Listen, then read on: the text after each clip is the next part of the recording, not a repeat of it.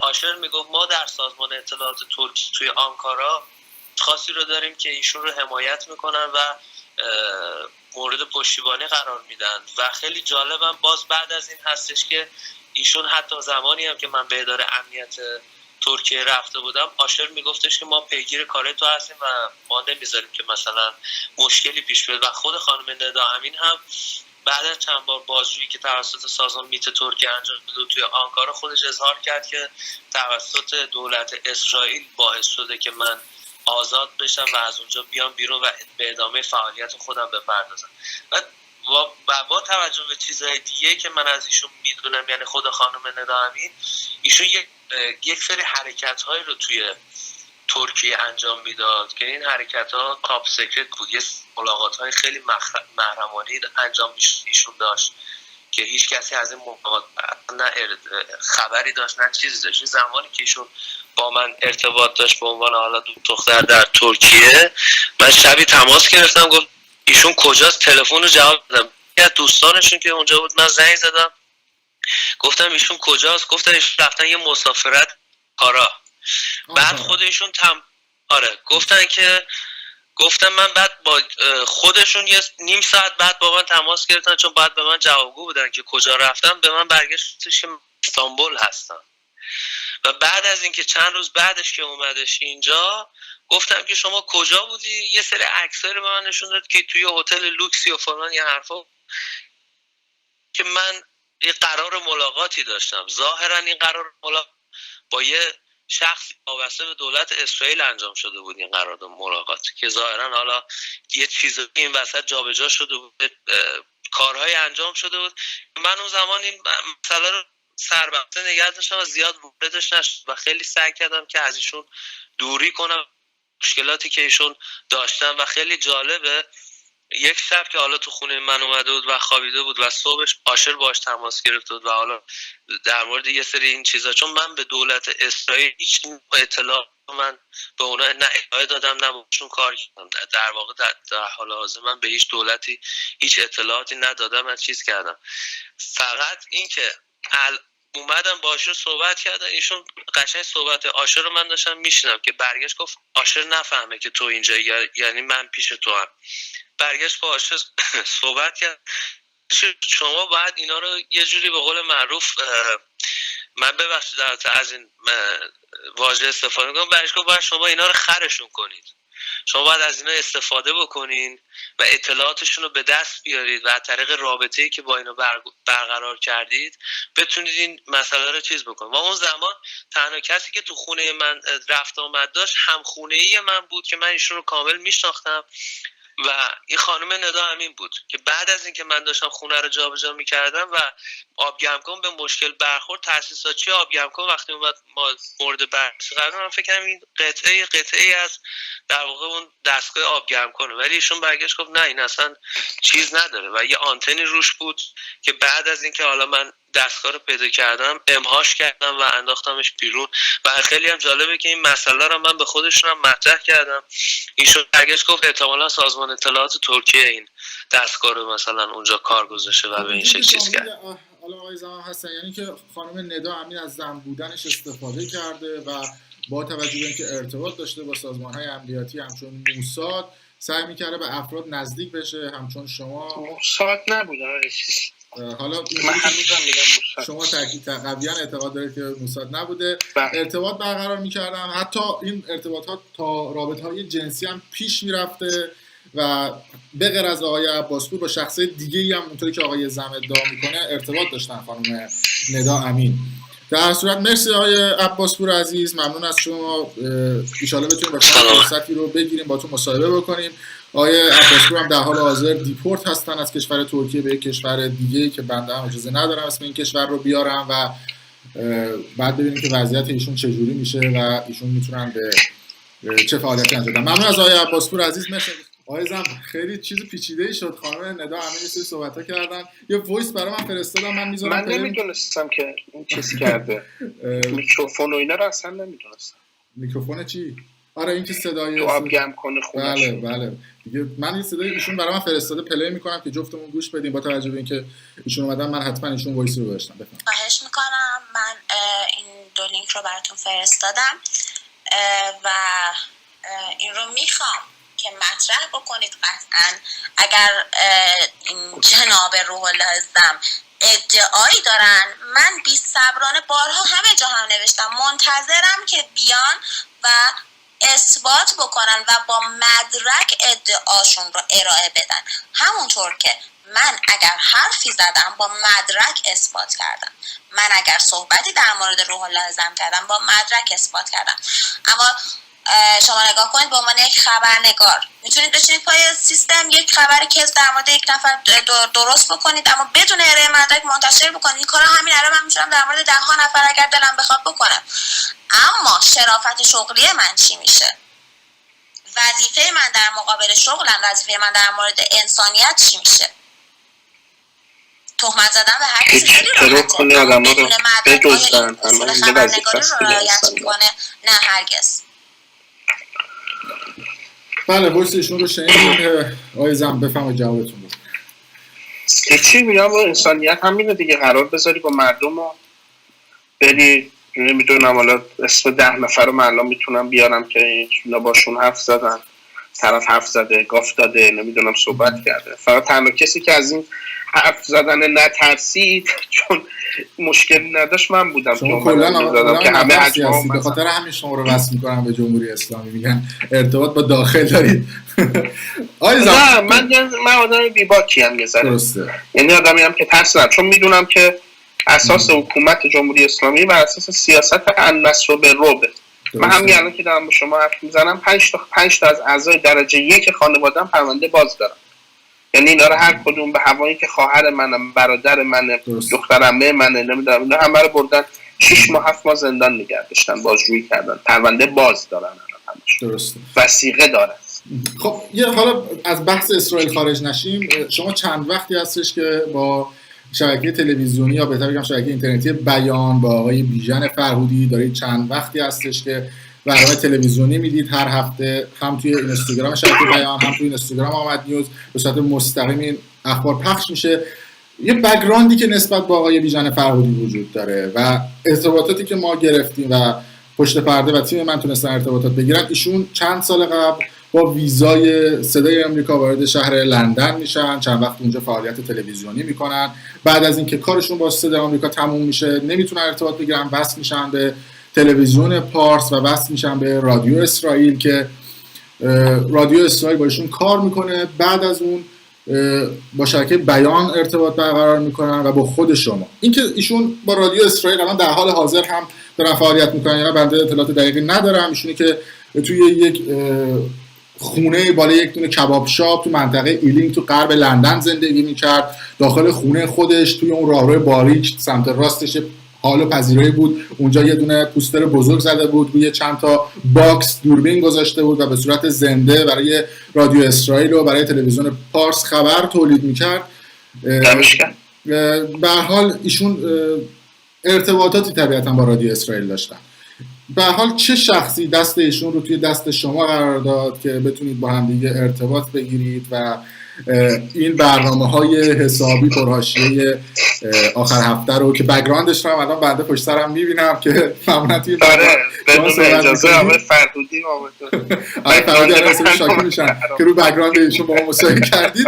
خب چه شخصی دست اینها رو توی دست شما قرار داد؟ ببین اصل قضیه اینه که اولی که خود آقای فرهودی، من ازش خیلی ناراحتم بودم، بهشم گفتم بنده خدا یه توضیحی هم به من داد که البته توضیحش قانع کننده بود. من مثلا ناراحت بودم از اینکه فایل صوتی مهدی هاشمی رو خب بدون اجازه منتشر کرده و اینا. بعد اون فایل صوتی مهدی هاشمی همون قضیه که مال سال 67 بود، فایل صوتی سال 67. نه مهدی هاشمی پسرش که درسته یه فایل صوتیشو منتشر کرد 3-4 سال پیش، 2-3 سال پیش که مشخص بود یواشکی ضبط شده. من بهش گله کردم که اصلا نباید کاری که یواشکی یا فایل صوتی و اینا رو نباید چیز میکرد. یادم هم نیست سر چه قضیه‌ای ایشون زنگ زد با من مصاحبه بگیره یا آره بعد از فکر کنم یه قضیه‌ای بود که من تو صدای امریکا بودم اونجا صحبت کردم. ایشون زنگ زد گفت راجع به این قضیه بیا با من مصاحبه کن. من گفتم خب من هرچی اطلاعات داشتم دادم دیگه، تکرار اون حرفا توی برنامه دیگه که صحیح نیست، اشکال من اینکه موضوع جدید پیدا کنم. تو این مدت با هم در تماس بودیم و رابطمون هم با هم خوب شد، با توجه به اینکه من ناراحت بودم از دستش و اینا، رابطمون هم با هم خوب شد تا ایشون اومد تو بیان. ایشون اومد تو بیان شروع کرد کار کردن و به من زنگ زد گفت بیا تو بیان با هم کار کنیم. گفتم باش. اومدیم اینجا کار کردیم، یه مدتی کار کردیم و چی شد؟ چطور شد رفت تو بیان؟ نمیدونید شما چطور شد رفت تو بیان؟ سردبیر بیان ایشون دیگه، سردبیر داره کار میکنه. بیان با توجه ریشه داخل ایرانی هم داره بیان و مدیرش هم اینجوری بخواه حساب کنم ما هممون ریشه داریم. نه خب به حال هم پاسل ها کنار هم زد. بیشتر خبرنگار صدا و سیما بودید. آره متاسفانه این انگو رو میزنن. آره خب میفهمید این که برام رفت. آره بعد دیگه با هم تصمیم گرفتیم یه برنامه رو اینجوری بذاریم هفتگی. من دیگه زیر بارش نمیرفتم میذاره زیاد، چون دوست نداشتم اصلا چهرم زیاد رسانه‌ای بشه و من کلا از کارهایی که خیلی روتین هفتگی منظمه مثل قسط دادن، مثل نمیدونم از این چیزا کلا فراریم. ولی دیگه حالا فعلا یه 7-8 تا برنامه است که داریم میریم با هم دیگه، پنجشنبه ها ضبط میکنیم و دیگه جمعه ها پخش میشه که داریم حالا میریم، حالا ببینیم تا کجا میره، اینو میتونیم ببریم جایی، نبریم جایی، رو آنتنی بره نره. اینا هزینه هم به شما میدن بابت این برنامه؟ آره هزینه. چقدر میدن؟ دیگه اون چیز خصوصیه دیگه، ولی هزینه میدن. یعنی در حقیقت من براشون یه سری خبر تنظیم میکردم اول، بعد من سوالی پرسم چقدر میدن؟ طبیعتا وقتی کسی این برنامه رو ببینه شما یه حرف رو بزنید دوست داره آره. این سوال پرسیده بشه. نه من حقوقم خوبه. آره.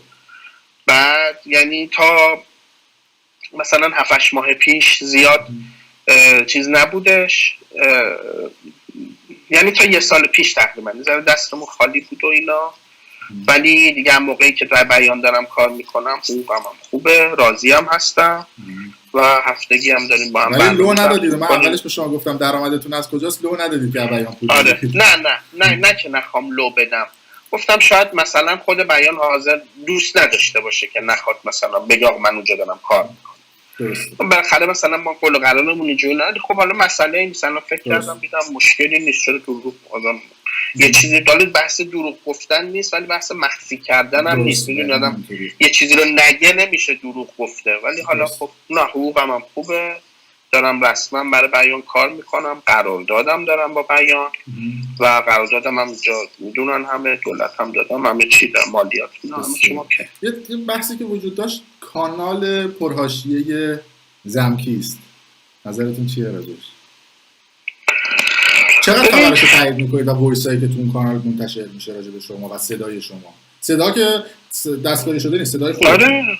بعد حس میکنم یه پیجی این وسط هک شده که این صدا میاد بیرون. آره صفحه کامپیوتر من هنوز برای خودم هنوز به عقل خودم نشسته، ولی چیزی که هک شد تلگرام سردبیرمون بود یا کامپیوترش بود.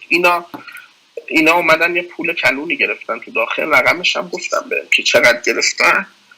تلفن این سردبیر ما رو داشتن، خب داشتن همه داشتن، تلفن رو داشتن، نمیدونم حالا اپراتور رو هک میکنن چیکار میکنن، اس ام اس رو تو راه میگیرن میان تو تلگرام. ایرانه جا میگه سردبیر آمد نیوز داخل ایرانه؟ نه کاناداست. اینجا همین الان میتونن، اینجا میتونن سایبری. سردبیر کی الان در حال حاضر که اومد نیوز؟ آقای سام محمودی سرابی. درست. چون یک سال و نیم سردبیر. بعد هک کرده بودن و دیگه رفتن ساعت 4-5 صبح بود. یه دفعه من پشت شدم، خب 4-5 صبح دیگه چی می‌کاره؟ پشت شدم یه دفعه 400 تا تلفن و زنگ و فلان و اینا. چی شده؟ مگه چه اتفاقی افتاده؟ من فکر کنم یکی مرده، یکی چی شده. دیگه جواب دادم گفتن آقا سایت کانال اینجوری شده و هک کردن و اون نشسته بود اونجا داشت گریه می‌کرد سامو این وقتی گریه می‌کرد.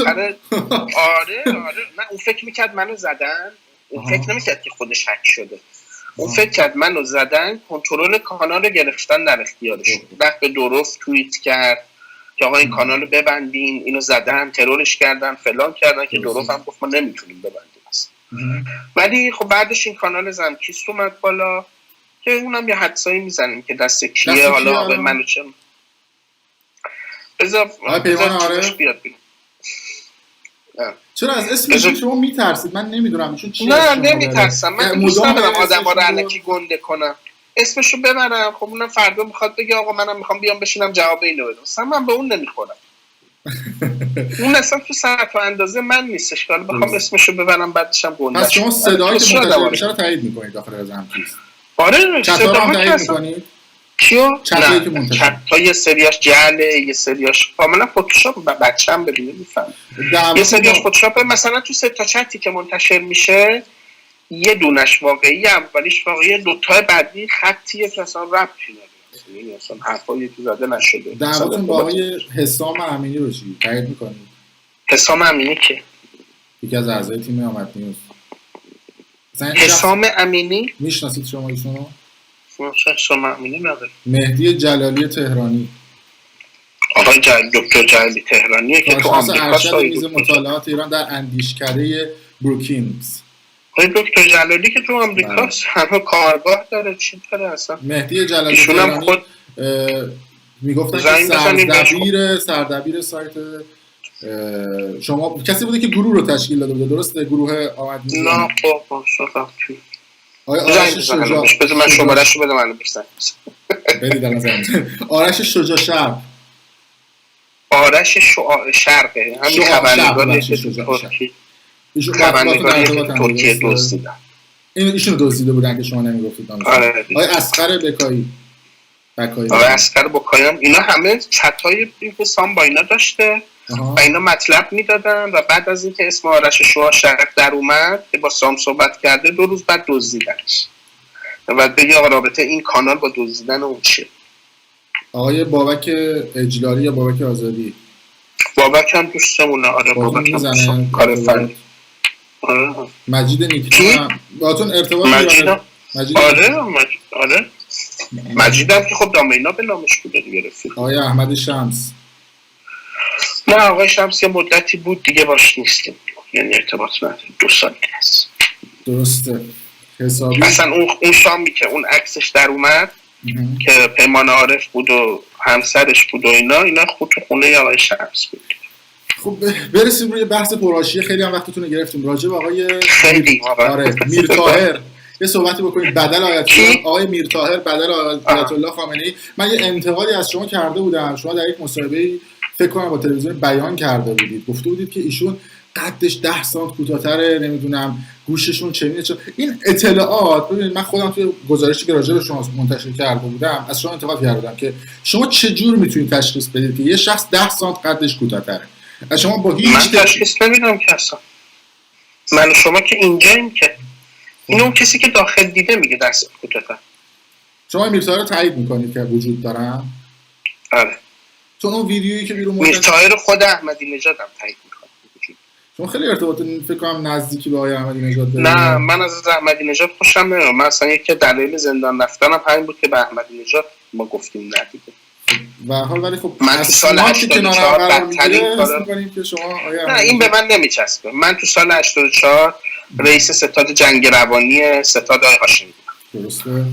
بدترین کارا رو علیه احمدی نژاد کردم. احمدی نژاد که اومد سال 84 گفت به 2 نفر تو دولت من پست نمیدیم. یک به سعیدلو گفت اون موقع معاون اجرایش بود، یکیش اسم منو برده بود، وزارت اطلاعاتش منو تحت تعقیب قرار داد. بعد تو سال 88 افتادم زندان به خاطر اینکه گفتیم احمدی نژاد نباید باشه. نه اینا رو نمیگم که بابا احمدی نژاد ارتباط بعد از اینکه از زندان پدر خود من اصلا با احمدی نژاد دعواش بود. بعد از اینکه از زندان خارج شدید چه اتفاق افتاد براتون؟ چی کار انجام دادید؟ من قبلش من مغازه داشتم. من سال 84 درسته؟ آره. من قبلش حالا بودم کار میکردم، چندین جا بودم.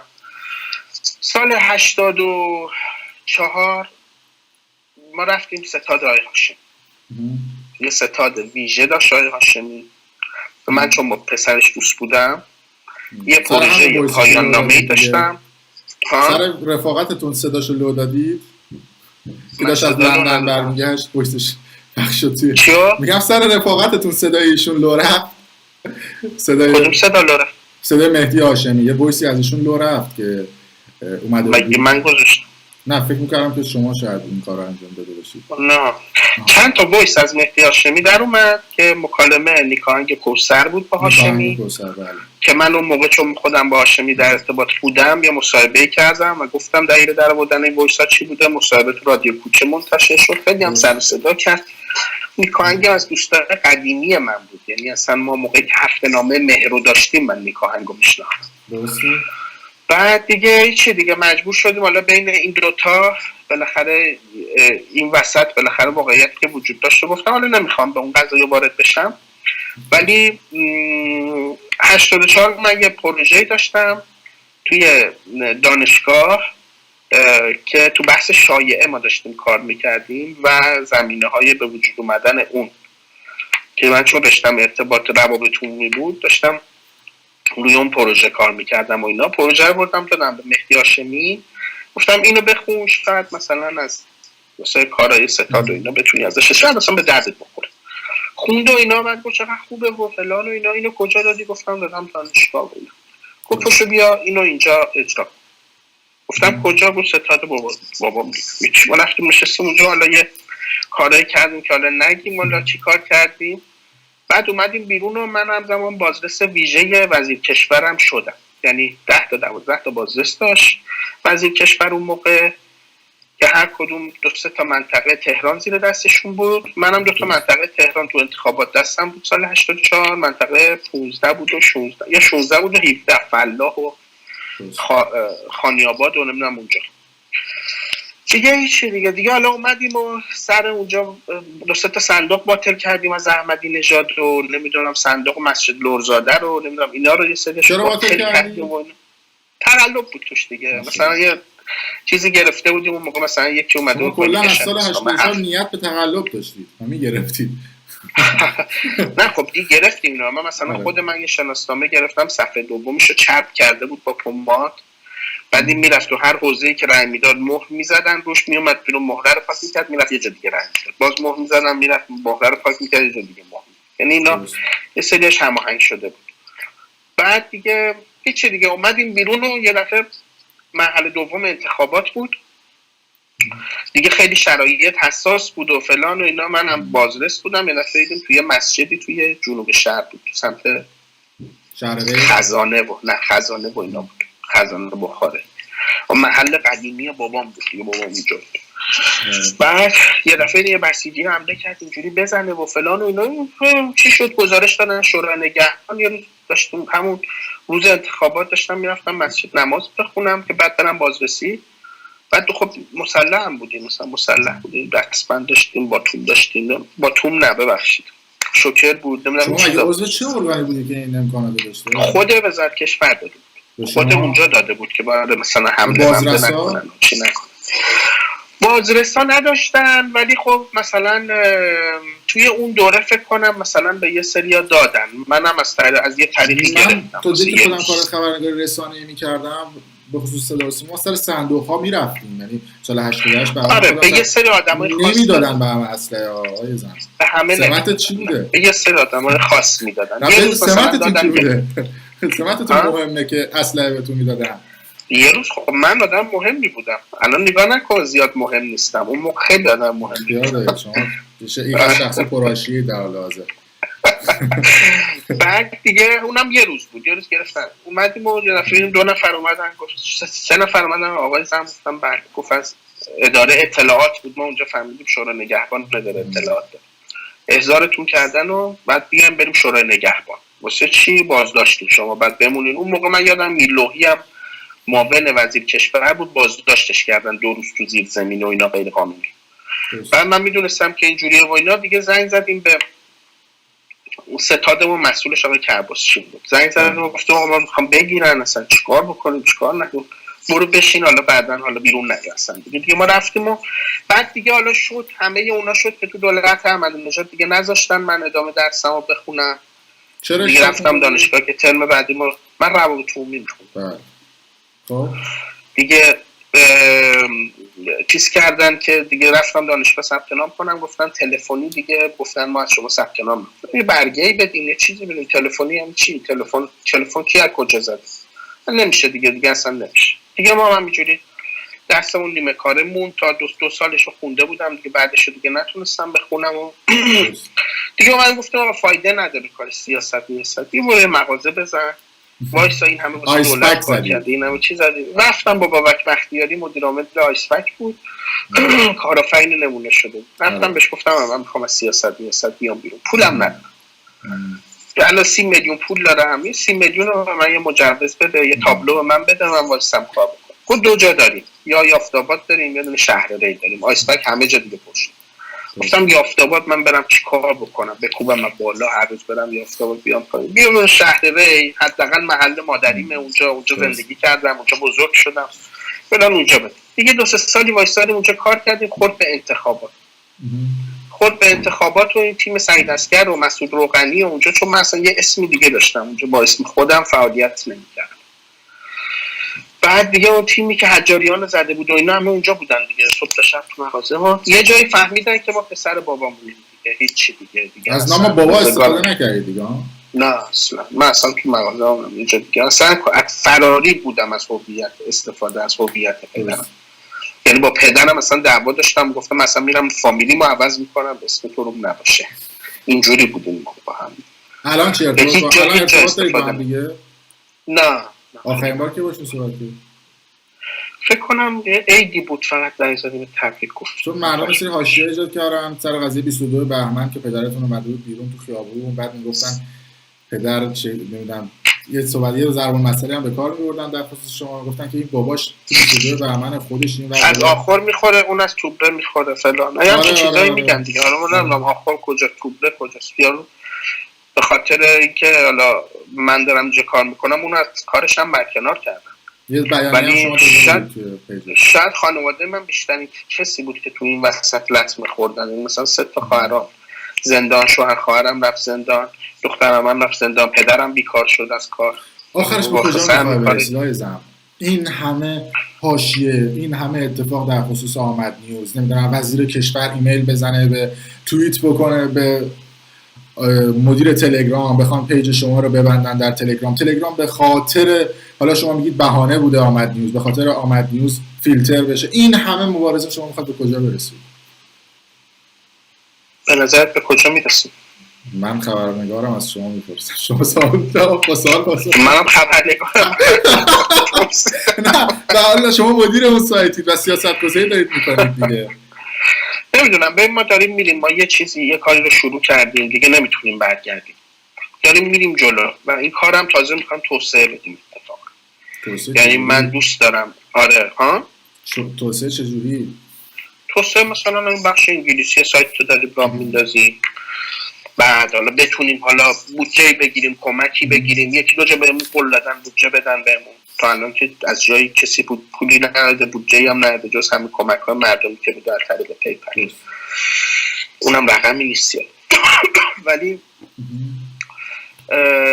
داریم میریم جلو. من خودم نیت کردم که باید بزنم این شهر. برای همین تبلیغ کوکتل مولوتوف میکنیم تو پیجتون؟ ما تبلیغ کوکتل مولوتوف نکردیم، گفتم روش ساخت گذاشته. آره. گفتیم ما فقط یک کلمه نوشتیم اگر به شما حمله میشه حق دفاع مشروع از خودتون رو دارین، حتی با کوکتل مولوتوف. اونو ما هرچه ساخت نذاشتی؟ نه من حالا نگاه میکنم ببینم یه سری خبرها تو پیجتون میذارید، واقعا یکم آدم شاخ در میاره آقای زن. مثلا میاد اوترنت رو اومدید اوترنت یا اینترنت به قول خودمون خواهش یه فایل پی دی اف گذاشتید توی پیج، 5 دقیقه بعدش حذفش کردید، گفتید که آمریکا داره به تو اینترنت میده، بزنید اشغال رو کنید. نه ببین اون روش ساخت اینترنت، روش استفاده از اینترنت بود از طریق رسیور ماهواره. اون روش ساخت اون بود. ما نگفتیم اینترنت رایگان، گفتیم شما میتونین از طریق رسیور و ماهواره‌ای که در منزل دارین یه کاری بکنین. من خودم هم نفهمیدم چه کاری بود، چون ما اصلا این داستانا این بعد کار حذف کردید. چرا؟ تو اومد؟ نه هست بودش، نه PDF هست شد. بعد یه خبر از شما خب کانال هست شد، خبر هست شد کانال خود. نه اون موقع که اومد، من چون خودم کار آیتی میکنم، دقیقاً وقتی این خبر اومد بالا بلافاصله خواهرم زنگ زد گفت آقا بزن اینترنت داده آمد نیوز منتشر کرد، برای من فوروارد کرد، من اومدم بخونم دیدم خبره نیست. ولی خب فکر میکنم که یه فایل PDF بود آپلود کرده بود تو. ببین تو حجم بالای کار، من یادم اینو دقیقاً منتشر کردم، تو حجم بالای کار وقتی شما داری همه اطراف یک خبر رو یا اطراف یک اتفاق رو مثلا توی کشورهای دیگه تو داخل داری پوشش میدی، 1% باید ضریب خطا باشه، یعنی 99% درسته، 1% تو کار تیم ممکنه 0.5% ضریب خطا وجود داره. خیلی خطا میاد. نمیدونم عکس همسر بنیامین بهادری نمیدونم با منتشر شد، بعد یه خواننده اینا خیلی جاهای دیگه قبلش منتشر شده. خب شما شورا نمیدید چک بکنه؟ نه چرا ببین اینا هستش، من که نمیدونم، من که عکس زن مردمو که نمیشناسم کی بوده که ببینم این زن کی بوده عکسش. خب اینو مثلا میبینی روی کانالی که داره فعالیت میکنه، خب کانال معتبری هم هست، خب خبر میبینه، طرف برمی‌داره میاره میگه خب این از کجا اومده؟ از کانال فلان جا اومده. خب این خبر حالا درسته دیگه، میزنی نمیگه آقا قبلش اونجا 10 جای دیگه منتشر شده، ولی میگن آمد نیست. آقا پدرت خوب مادرت خوب 20000 جای دیگه منتشر شده، 1,300,000 فالوور، 1,400,000 فالوور، همین دیگه. خب چرا چجوری خبرها رو قبول دارید؟ پس منبع معتبری نیستید؟ برای چه کاری؟ این خبرها رو آمد نیوز با عکس زن بنیامین بهادری که شناخته نشده که، آمد نیوز با اخبار پشت پرده شده اعتبار داره.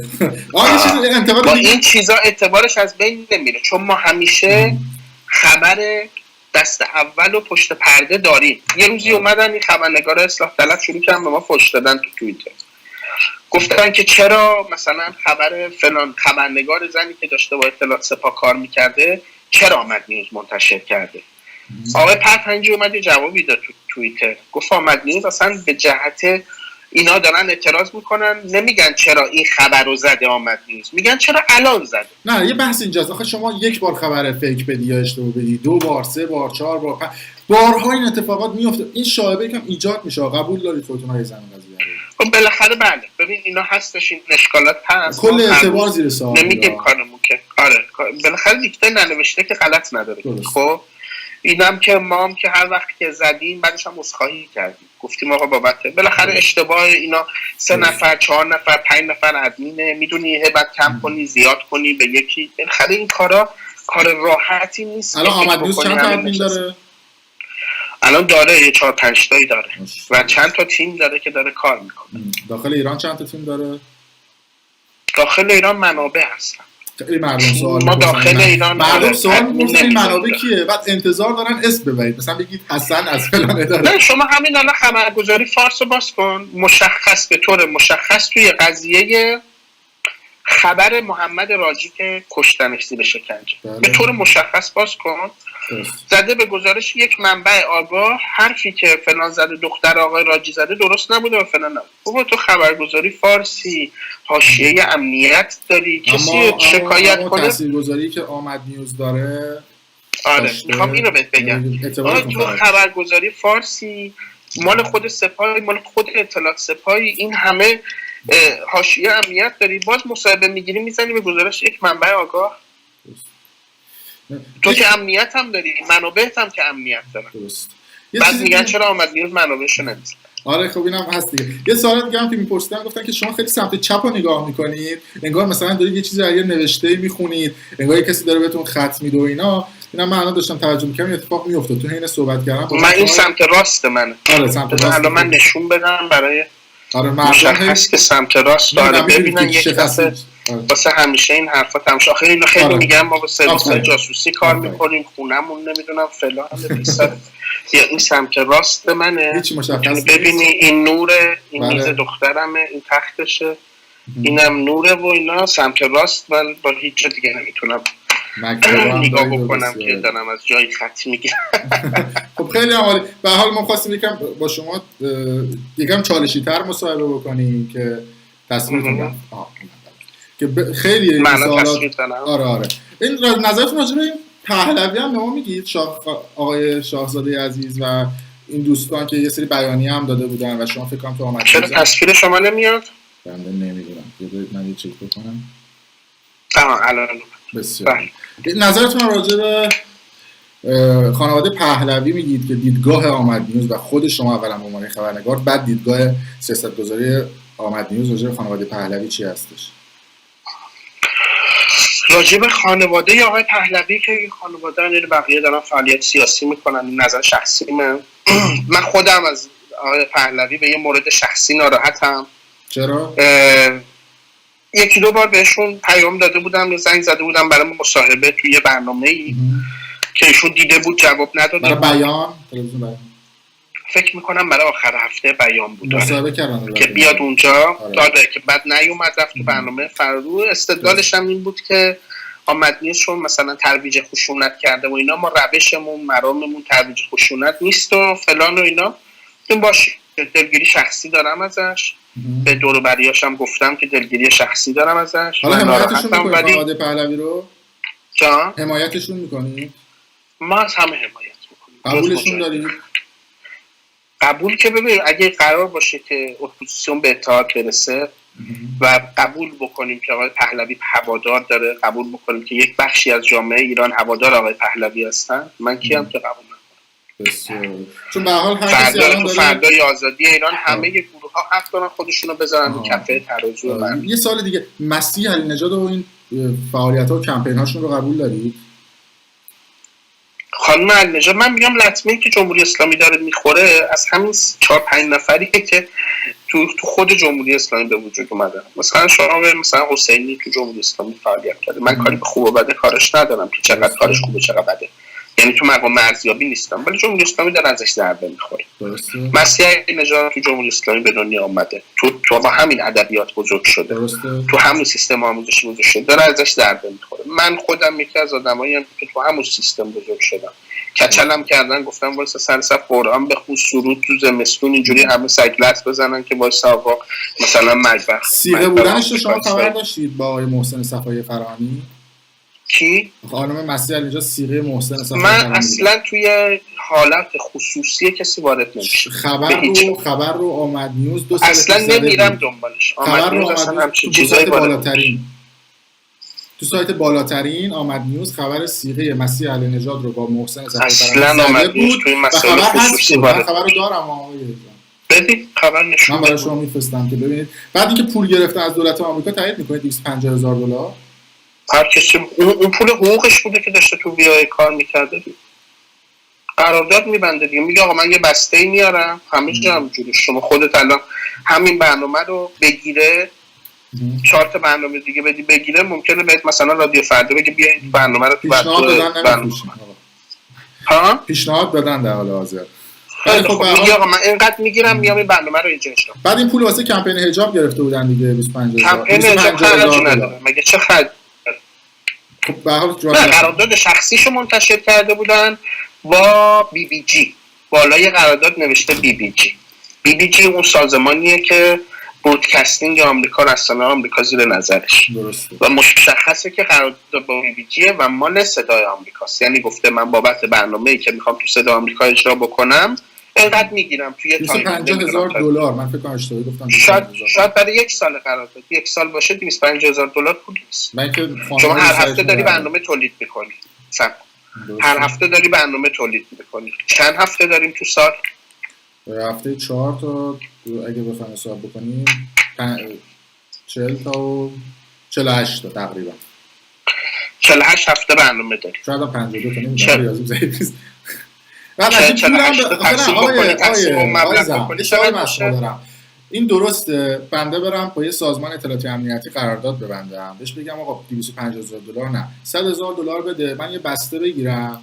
خب نظرتون با من یه خبرنگار بخوام بدونم که واقعا الان در حال حاضر تاثیرگذاره توی جامعه $100,000 برم یه برنامه بگیرم بعد بگم من یه طرحی میزنم مردا با شورت برن تو خیابون. خب بعد نیروهای امنیتی اطلاعاتی هم بردارن اینو بگیرن بندازن تو زندان. بعد این حرکت درسته که من پولشو بگیرم. سازمان امنیتی چیه؟ کدوم با سازمان مثلا من برم یه بسته بگیرم با سازمان موساد که معمولا بسته‌ای هم که میگیره 7000 تا 8000 دلار پول میده برای هر پروژه. من نگرفتم، شما شاید گرفتیم، میدونی رقمو. نه بحث گرفتن نرفتن نیست. بحث مشخص قرارداد رو داریم میگیم. قرارداد خانم منیجر رو سوال کردی چقدر بود مبلغش؟ 250000 دلار. آره درسته. در سایت من تقسیم برای چند هفته بود؟ 48 حالا فکر میکنم 48 هفته میشه چقدر؟ میشه برای هر برنامه 5200 دلار. 5200 دلار به خاطر اینکه مردم تحریک بکنن، روسری وردارن، این برنامه لگد بزنن یا رو بندازن پایین، رو بندازن تو زندان، گرافیک داره. نه اون نریشنش که چی میتونه نریشن الان بذاره جلو بشینی بخونی. نه بحث این نیستش که بشینی نریشن بخونی که فقط توی برنامه 1 ساعته، که گرافیک داره، کارگردانی داره، اون برنامه تدوین داره، نمیدونم خودش باید پول بگیره. اون پسری که باشه کی بود، با کامبیس حسینی بود، اون بعد پول بگیره. 20000 دلار در ماه. 20000 دلار در ماه واسه 4 تا برنامه چیزی نمیشه.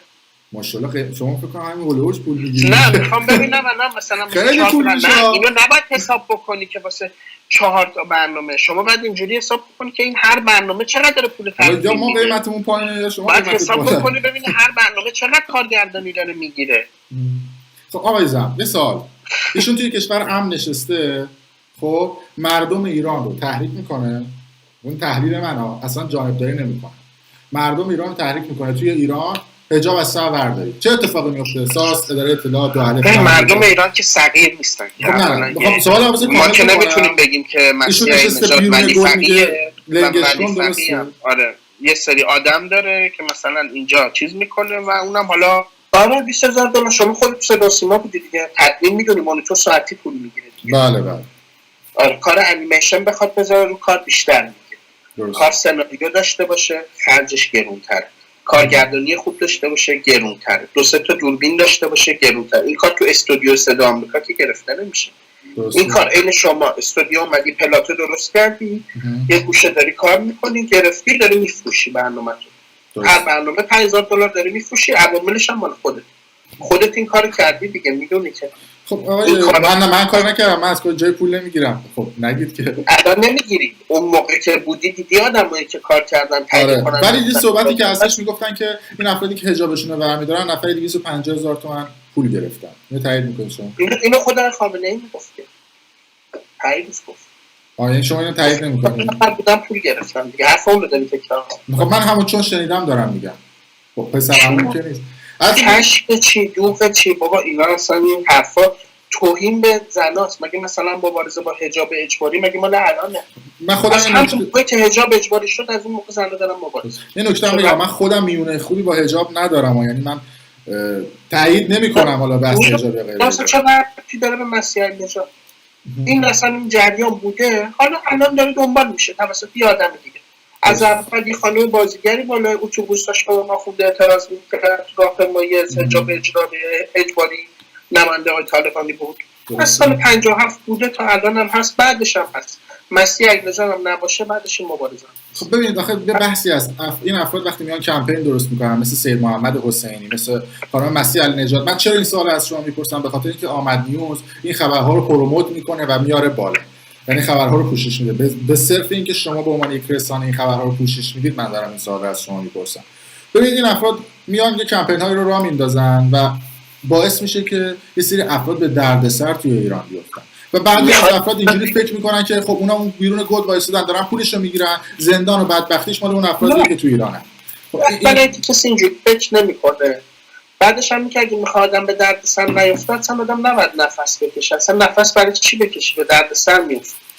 بعدش میخواد گرسنت بشه، بعد بری دنبال رزق و روزی و پول بری و الان خیلی هم الان غذاشون از سطل آشغال باید برن در بیارن بندگان خدا. نمیدونم مثلا چرا آدم نفس نکشه راحت بشه. آخرش چی فکر میکنید؟ فکر میکنید حجاب برداشته بشه؟ باید برداشته بشه. نباید، نمیگم من که برداشتن حجاب که نیستم، یا من آزادی باشه. خب چرا خانم مسیح نجات آقای سید محمد حسینی نمیرن تو ایران شونه به شونه مردم مبارزه بکنن؟ از چی میترسن؟ به خاطر اینکه الان شما چرا نشستی اینجا داری با من مصاحبه می‌کنی؟ چرا نمی‌ری از اینا مصاحبه؟ من تو ایرانم بودم همین روند مصاحبه‌مو داشتم، آرشیوش هست تو کانالم. یه سری از کارا هستش بری ایران هزینه‌اش بالاست. هزینه‌اش ممکنه به قیمت جون آدم تموم بشه. خب الان مردم این صحبت مردمه. این مردم میگن که یه عده خارج از کشور وایسادن، خب و افرادی داخلی میگن لنگش مال قبل بود. ببین این چیزا رو تلقین نکنیم به مردم که مردم الان دارن اینو میگن. الان شمایی که نشستی با من از تو آلمان داری با من که یه جا دیگه هم داری صحبت میکنی، یعنی با همین یه قاب کوچیک مرزها رو برداشتی. درسته. این دیگه اینجوری نیستش که مردم اونو میگن الان یه سری نشستن دارن اشغال میکنن. اولا که مردم مگه صغیرن؟ مگه فکر کردیم مردم 57 هم مگه؟ یا مردم مثلا یا مردم بهش الان حرف میزنی 40 مدل آنالیز میکنه. آخه شما روشایی هم تبلیغ میکنید که مال سال 57 مثلا کوکتل مولوتوف مال سال 57 بود. دست مردم خواهد چی باید بشه دست مردم؟ میخوای شلنگ بدیم مثلا به مردم بگیم شلنگ برو تو توالت خونت بردار. اتفاقا یه خبر شما زده بودید یه شلنگایی رو نشون میده داره من تو مصاحبه میذارم میخ زده بود ازش بیرون. بعد آره گفته بودید اینجوری مبارزه بکنن با این با چی مبارزه کنه؟ با چی مبارزه؟ با افراد ضد شورشی که توی خیابون نه افراد ببین تحریف نکن. تعریف نمی‌کنم. اون با لاستیک ماشین سرکوبگر با لاستیک موتوری که داره میاد به سمتش داره حمله میکنه. خب بعد از اون خود آمد نیوز خبر زد بعد از اون همین اتفاق گفتش که دراویش گنابادی رو با این دستگاه‌ها و وسیله‌ها دارن جلوشون رو میگیرن. درسته؟ دارن که اینا دراویش آخه چه احتیاجی به این داره؟ دراویش رو با چماق داشتن دیدی این یه شلنگ اینقدی میخواد چیکار دراویش؟ من نمیدونم ببین من دفاع نمی‌کنم کاری که کرد.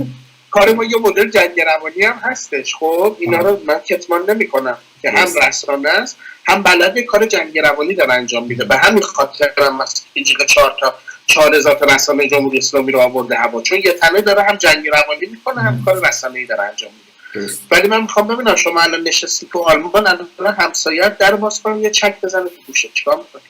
طبیعتاً کار خاصی نمی‌کنم. اینجا کشور قانونه. شما با قانون آفرین. فردا زنگ بزنه جلو در خونت یه چک بزنه تو گوشت چیکار دیگه نمیتونه چک بزنه پلیس بردتش. خیلی خب تو آلمانی دیگه پلیس بردتش. آره تا 40 کیلومتری هم طبق قانون کشور آلمان اجازه نداره نزدیک خونه من بشه. آفرین. خیلی این قانون یک کشور مترقی اروپاییه. خب نه قانون یک کشوری که دختر وایساده سر چهار را اینجوری رو سرش زده یه دونه وحشی میاد اونجا حمله میکنه میندازه تو جوب بعد کاره میشه. من 100% این کارو تایید نمیکنم. یعنی کاملا وحشیانه و غلطی بوده. اما آیا یه بحث یارو داریم میگیم شما چک بزنی تو ایران خودت میدونی دیگه زندگی کردیم دیگه اونجا دیگه.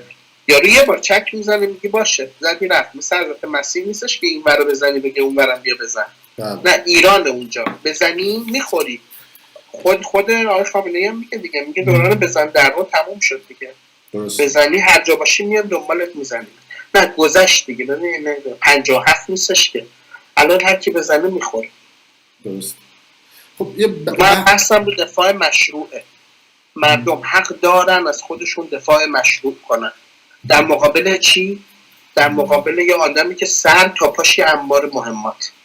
حق داره از خودش دفاع مشروع کنه. الان برای میخه ناراحتی یا نه ببین کامنت هایی که میاد ما داره میخونیم این که حالا من نمیدونستم جنگ روانیه ولی خب به هر حال شما دارید میگید جنگ میخونم. آره منم دارم چیزای دیگه هم میخونم. خب یعنی بالاخره هم تو نظر جامعه رو میدونی هم من میدونم چجوریه.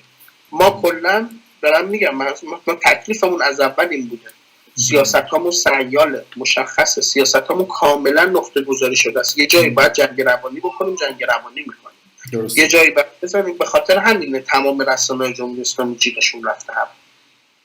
دو کاری که ما داریم میکنیم جنگ روانی هیچ کدومشون نمیکنه. خب به هر حال ببین یه بحثی هم جاستش بحث اینه که شما یه سری اسناد اخبار رو منتشر میکنید. خب که اصلا آدم وقتی میشنوه هشتگاش میپره. خب مثلا میگید که آقای فلانی همین الان مثلا داشت چای میخورد یا 5 دقیقه بعد لباسش عوض شد. اصلا اینجوری بود. مثلا راجع به نفر اولی که به رهبر ایران نزدیک هستش این آقایی که رفته بود لبنان اسمشونو وحید حقانی. آقای حقانیان درسته. من چی گفتیم داشتی تایم مثلا گفتید که الان رفته بوده لبنان، امشب برگشته، خب پاس داشته، پاس نمیدونم با پاس فیک رفته این کارا رو انجام داده. آقای وحید با یه پاسی رفته به نام خودش نبود. خیلی مشخصه، خیلی واضح هست همین چیز. یعنی شما میگید خیلی راحت این خبرها به دست میاد دیگه. بله اصلا اونجا عکس میکنن من میفهمم مسئله داری. نه من مشکلی ندارم. من خوشحال باشی که نه من خوشحالم. نه به بحث صحت و سقم بحث اینه که آفرین. نه برو صحت و سقمشو ارزیابی کن، به من نگو چه جوری به دست میاری. آفرین. اگه خبرنگاری و میتونی منبع داری برو یه منبع بزن صحت و سقمشو ارزیابی کن. هر کسی که حرف داره بره منبع بزنه صحت و سقمشو ارزیابی کن. آقا بگو به کجا وصلیم ما وصلیم. آفرین. کسی نمیتونه بزنه خب بعد میاد به من میگه تو اینو از کجا چجوری به دست میاری، ما به عقلمون نمیشیم. این که نشد. نه من چرا میگم اون مثال زدم؟ خب برمیگردیم به بحث دختر آقای لاریجانی که رئیس قوه قضاییه ایران هم هست، آقای خانم زهرا لاریجانی. شما اومدید صحبت کردید که اسنادی ازشون هستش که ایشون جاسوس بودن. بعد یه جا دیگه اومدید مصاحبه کردید گفتید که من حتی تصویر ایشون رو هم ندیدم تا حالا. خب یه جا دیگه گفته بودید که برنامه بعدی جواب دادم. اتفاقا برنامه بعدیش اگه میدیدی یا نمیدونم ندیدی یا متاسفانه ندیدم. برنامه بعدیش توضیح دادم، گفتم اینا یه سری فایل رمزگذاری شده است اصلا. خیلی چیزا هست رمزگذاری شده است. خب رمزش هم من ندارم. دروغ چرا بگم؟ ندیدمش اصلا. یارو دو سه تا عکس ازش دیدم، نمیدونم خودشه یا نه. هیچ کس هم ندیدم. ندارم کسی بخواد ارزیابی بکنه که آیا این خودشه یا نیست. خب این منابعتون که تو ایران تا موقعی که منبع من جونش در امانت در سالم باشه، در امان باشه، میاد فایل‌ها رو میدارم. فقط هم اون نیستش، 10 تا چیز دیگه هم هستش که هر کدومش منتشر میشه بمب خبری. زهرا لاریجانی یکیش. درسته. من اینایی که دارم بهتون میگم صرفا جانبداری یا جهتداری بنده ندونید. یعنی میدونم حرفای مردم. آره چون من امروز یه پست گذاشته بودم توی پیج خودم و از مردم سوال کرده بودم که سوالاتی که راجع به شما وجود آره نمیدونم دیدید خودتون پست یا نه. من آره و اینکه اینا سوالاتی بودش که مدام مردم میکردن. من خودم آره یه چیزایی که من نوت برداری کردم من به مردم نشون بدم که من اینقدر نوت برداری کردم. خب و خیلی ببینید چقدر سوال راجع به شما هست. ابهام وجود داره. متاسفانه چرا این ابهامات وجود داره؟ وقتی شما با ویوی مصاحبه میکنید نمی‌اید یه سری ابهامات رو پاسخ بدید. طبعا به خاطر اینکه ویوی یا همون صدای آمریکا به سری منابع اطلاعاتی امنیتی وصله. شما وقتی میاد با بیان صحبت میکنید خب طبعا به سری منابع وصله. یا با هر رسانه‌ای دیگه‌ای که میخواد صحبت بکنید طبعا اون طرف یک کار طبیعی هم هستش. هیچ وقت طرف نمیخواد با توجه به منابعی که بهشون وصله و ازش داره کمک مالی میگیره با اون شخصی که شما هستید دارید باهاش خبر میگیرید سوالات این طبیعی رو نمیپرسه طبیعتا. ممکنه هست اصلا ممکنه اصلا برنامه سیاقش فرق داشته باشه. مثلا برنامه آقای فلانتی که خاله بازی نیست من بشینم اونجا سفره پهن کنم اینجا این هم دیگه سبزی بذاریم آبگوشت بزنیم با هم دیگه یا نوسنگک بزنیم. اونجوری نیست که اون همچنین سبزی نذاشتیم امروز با هم یکم. اینا تو برنامه یه جوری دیگه است. برنامه‌ای که با آقای فرهودی چیندیم سبک و سیاقش یه جوری دیگه است. برنامه‌ای که شما اصلا سبک و سیاق تعریف نکنیم. گفتیم از اول حرف بزنیم بریم تا تاش یا علی. آره یه سری سوالاتی که اینجا وجود داشت بنده گفتم که یه بحثی از بحث منابع شما هم هست. وقتی بعضی از منابع هم به شما وصل میشن وقتی لو میرن شما اینا رو ولشون میکنید به امان خدا مثل آقای عباسپور یا کمکشون میکنید اگه این منابع ما نبوده. آقای عباسپور رو کلا اصلا من مثلا باش 2 بار حرف زدم. یه دفعه تایبوس بوده یه دفعه هم 2 ماه پیش بود. سر قضیه 2 ماه پیش قبل‌تر سر قضیه اتفاقات توی ایران باشون صحبت کردید یا همون دیگه 2 ماه پیش بود. درسته. یعنی شما اگه منابع لو بره حمایت میکنید یا نمیکنید اون منبع رو؟ بستگی داره. اگر ما ببینیم اولا که کسی لو نرفته بستگی داره به زمانش موقعیتش. اگر ببینیم که حمایت ما چون ما یه چیزی رو میدونیم یه چیزی رو اصل میدونیم تو دستگاه امنیتی جمهوری اسلامی یه اصلی وجود داره محبوب آمد نیوز مغضوب نظامه و مغضوب آمد نیوز محبوب نظام. این یه اصل امنیتیه. بر اساس این اصل میان هر خبری که ما داریم پوشش میدیم و اینا میارن ارزیابی میکنن میگن وقتی اینو داره انقدر زیاد پروموت میکنه یا به فلانی میگه دکتر صادق زیبا کلام یا مثلا به فلانی میگه آیت الله فلان اینا با هم دیگه دستشون توی یک کاسه هست. پس بریم رو اونا کار بکنیم. ما یه سری جاها رو آگاهیم چون پشت پرده رو میدونیم که رو چه چیزایی دارن آنالیز میکنن، تحلیل میکنن، اینا رو همه رو میدونیم. میاد توی یه سری جاها طرف رو از عمد پروموتش میکنیم که برم بگیرمش. میندازیم به جون هم دیگه درسته؟ آره اینا رو میدونیم. یه چتی که از شما توی زمکیست لو رفته بود، چت شما بود با آقای حسام امینی که آقای حسام امینی اومده بود گفته بود که بر سر اینکه کشته سازی بکنید و اینکه این کار رو انجام بدید. تایید میکنید این رو شما؟ چه خنده‌ای معنا داره. بابا اون بده کارشناس گرافیک اینا کاری نداره به خدا. کار سختی هم نیست. یه کارشناس گرافیک من اون چت رو با حرف الان شما مقایسه میکنم به این نتیجه میرسم وگرنه نه درود. اصلا اولا اینکه کسی بخواد اینجوری بکنه برای هوش‌بازمان در کجا زده بود؟ با دعواتون با آقای حسام امینی بر سر کشته سازی به افسر اطلاعاتی سعودی. افسر اطلاعاتی سعودی با همین صحبت میکنه، بعد کشته سازی کنیم تا ما پول بدیم، بعد ما کشته سازی نکردیم شما پول نمیدین، بعد داستانا چیه؟ شعر رو یعنی اصلا شعره، میدونی؟ یعنی اصلا بچه‌م ببینه دیگه میفهمه دیگه. یعنی خودت دیدی خندت نگیره. خب به هر حال سوال دیگه آیزم من مشخص گفتم، مشخص 2-3 دفعه گفتم هر کسی از هر دولتی، از هر سازمان غیر انتفاعی و دولتی که میدونی مرسومه، الان نت داره پول میده، الان نمیدونم سازمان فلان مثلا هست تو آزادی بیان تو هلند داره پول میده، نمیدونم خیلی هستن. هر سازمان، هر کشوری، هر دولتی، هر کسی تونست یک دونه سند بیاره که من از اونجا پول گرفتم 2 برابرشو بشه. آیه زم هیچ وقت سازمان امنیتی اطلاعاتی نمیان سند رو بکنن که. چرا؟ الان من مثلا ایران وایر مگه بودجه نمیگیره؟ خب یه سند مثلا همون کاری نکنه. بحث صدای عاشر که اومد بیرون شما اونوری زدیش دیگه، گفتی که عاشر اطلاعات سپاه ایران. چیو؟ بحث عاشر که اومد بیرون، یه سند صدای شما با عاشر اومد بیرون، شما زدینش توی داخل و گفتید که این از داخل اطلاعات میگیره و سند نشون ندادید و فقط گفتید که منابع من در ایران دارن اینو میگن. گزارش گفتم، سندش هم نشون. خب به ما میدید بکنیم؟ نه یه سری چیزا هستش نمیشه نشون داد. الان من به خاطر خودم نیستش، من اصلا مشکلی ندارم. خب ولی یه سری چیزا هست، یه سری آدما هستن. ببین یه جایی شما وقتی میری دادگاه، مگه دادگاه فقط سند رأی میده؟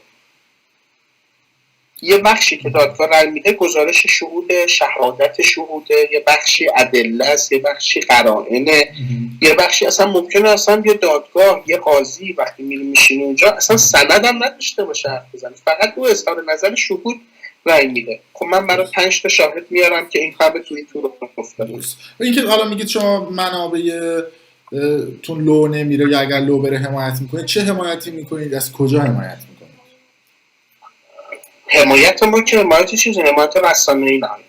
چیکار میتونیم مثلا چه حمایتی مثلا اینکه مثلا شما رو الان فردا بگیرن ما بدونیم بسته به اهمیتی که شما برای ما داری اصلا رو خبرت کار نکنیم یا نه مستقیم رو خبرت روز 100 تا خبر کنیم. یعنی فکر میکنید تاثیرگذار میشه؟ بسته به اون تصمیمیه که اون پشت میگیرن تو تحلیل‌های امنیتی، جلساتی که میذارن، چون گزارش جلساتش میرسه ما سیاستمون رو بر اساس اون گزارش می‌کنیم. بسیار عالی. سوال آخرم میپرسم تمامش بکنیم. الان جمهوری اسلامی رفت، یعنی همین الان به شما بگن آقا جمهوری اسلامی خداحافظ، فردا کی میخواد بیاد بالا، کی میخواد مدیریت بکنه؟ قرار نیست بیاد، شاه و شیخ تموم شده، قرار نیست کسی بیاد. یک شورایی متشکل از افراد مورد اعتماد مردم، امین مردم بهشون اقبال دارن. خب مردم چجوری میتونن به این شورا اقبال داشته باشن؟ روله زم رو بکنن اون شورا، یا سید محمد حسینی یا خانم مسیح النژاد رو؟ کیو؟ یا آقای رضا پهلوی؟ مکانیزم سختی نیستش که بخواد در بیاد. نهایتا یه نظرسنجی تلویزیونی در میاد. چیکار همین کارا؟ کجا معلوم تو نظرسنجی تقلب نشه؟ نه بالاخره ناظر داره، این جمهوری اسلامی که نیست دیگه اون موقع بخواد تقلب. خب کی بیاد؟ شما بگید دیگه، شما به عنوان شخصی که رسانه داد کی؟ اسم مشخص. شما تلویزیون دستته دیگه، یا یه نظرسنجی میذاری، ماشاءالله شبیه عادل هم هستی و میخوای مثل اونم برنامه اجرا کنی، یه نظرسنجی میذاری، اسم 10 نفر میذاری توش. خب اون 10 نفر شما بدید ما میذاریم کی؟ صبح تا شبم تبلیغ میکنیم، میگه آقا ما میخوایم این آدما رو بذاریم عضو یک شورایی، اسم شورای گذار یا شورای حالا انقلاب یا شورای مثلا موقت یا هرچی، هر اسمی مهم نیست اصلا. میخوایم این 20 آدم بذاریم، مثلا 100 تا آدم میشناسیم، از تو این 100 تا مردم شما به کی رای میدی؟ همون اس ام اسی که میزنه قشنگ خیلی شیک و مجلسی اس ام اس میزنن، اسم طرفو میفرستن، بر اساس اینا شخصیت‌های مورد قبول مردم. سوال منو نپیچون، من میگم شما به عنوان لیدر، این چیزی که الان لیدر رسانه‌ای هستی دیگه، دارم به راهکار عملی دارم میگم. چی بپیچون؟ میگم موقعی که فردا جمهوری اسلامی رفت 20 نفر 30 نفر بعد بیان بشینن یک شورایی تشکیل بدن به اسم شورای انقلاب، یک شورای موقت. اعضای شورا چجوری در میاد؟ شما یک رسانه‌ای داری به اسم تلویزیون و رادیو، میای نظرسنجی میذاری آدم‌ها رو، اصلا آقای فردین آقا اسمش نفر اول، مردم میخواید اصلا این جزء این شورا باشه یا نه؟ بر اساس رأیایی که میدن نه در میاد، سندیت هم داره، تقلب هم نمیشه چون اس ام اس. خب میاد شورای تشکیل میده. ها اس ام اس هم تقلب میشه، کاری نداره. چه غریب خطا داره اصلا، اینجوری بخوای حساب کنی همه زندگیمون تقلبه. نه اینا ثبت میشه همه بالاخره در میاد، چقدر مگه میخواد تقلب بشه؟ میاد این شورای در میاد. حالا من این مکانیزم، الان این سوالو که از من پرسید، این مکانیزم به ذهنم رسیده، ممکنه فردا یه مکانیزمی ندارید که اگه این سیستم بره چرا نه خیلی شیک و مجلسی قشنگ میای. یک لازمه انتخابات آزاد چیه؟ به من بگو. خب به هر حال اصل دموکراسیه، لازمه دو تا چیز لازمه انتخابات آزاد. به من بگو که من بدونم چیه. من از شما سوال می‌پرسم. اعتماد اصل اولش اعتماده.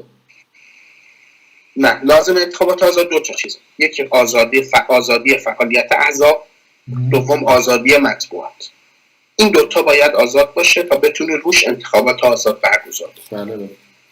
یک پروسه‌ای میذاره، این شورا اداره کشور دستشه به طور موقت، میاد این دوتا رو آزاد میکنه، احزاب میان برنامه‌هاشون رو ارائه میدن بر اساس مطبوعات، بر اساس رادیو از طریق مطبوعات رادیو تلویزیون میان ارائه میدن برنامه‌هاشون رو. فردا مجاهدین خلق هم میاد، آقای پهلوی هم میاد، حسینی هم ممکنه بیاد، فخرآور هم ممکنه بیاد، 10 نفر دیگه آدم ممکنه، خاتمی هم بیاد، میرحسین موسوی هم بیاد، آقای کروبی هم بیاد، همه آزاد.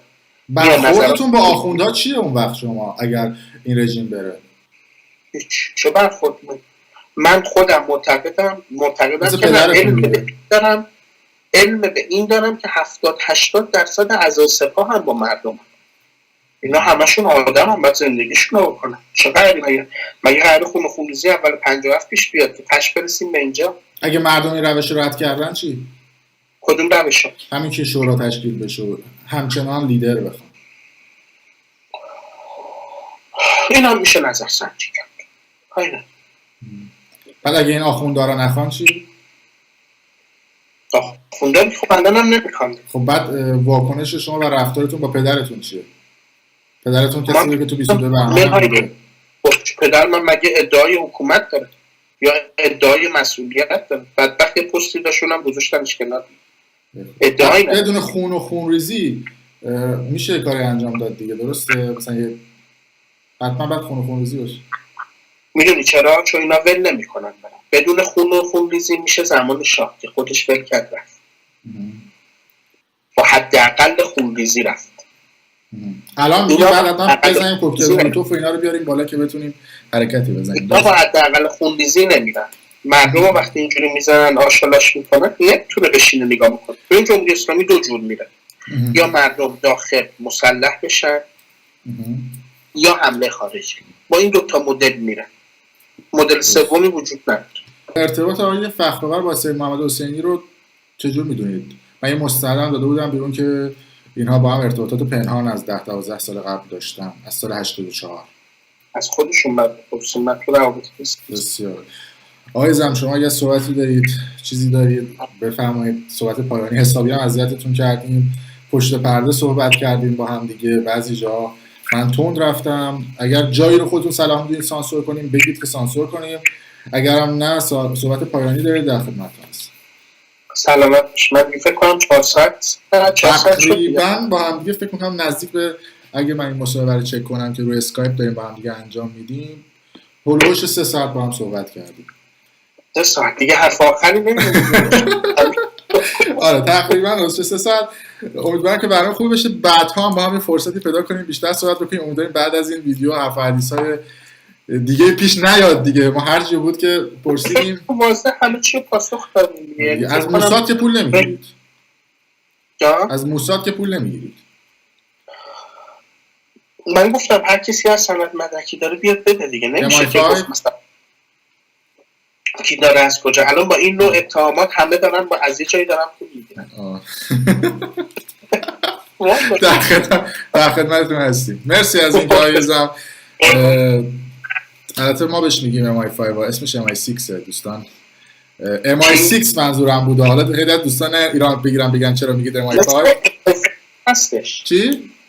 MI5 هم مثل هستش. آره ولی خب ما منظورمون همون MI6 انگلیس بود. MI5 امنیت داخلیه. آره، MI6 آره. حالا ما میگیم امنیت داخلیه. آره حالا ما منظورمون MI6 بود. دوستان غلط چیزی از ما نگید. حالا به انگلیس واسه نشیم صلوات میدن دکترم میشناسه. در خدمتتون هستم عزیزم. مرسی از اینکه وقت گذاشتید برای ما. ممنونم. مرسی.